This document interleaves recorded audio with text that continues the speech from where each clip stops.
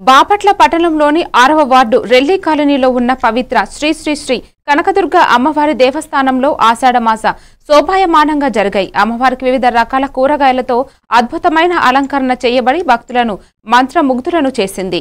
ఈ సందర్భంగా మహిళా భక్తులు పసుపు కుంకుమలతో అమ్మవారిని ఆరాధిస్తూ మేళతాళాలతో ఊరేగింపు నిర్వహించారు.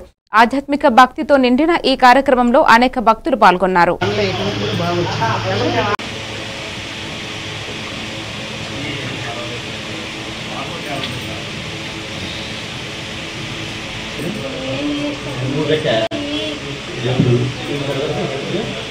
ఏ రోజు ఎగ్జామ్ ఉంది కదా వెళ్ళలేదు స్కూల్ కి ఆ దాంట్లో ఎటువంటి బాగా వచ్చింది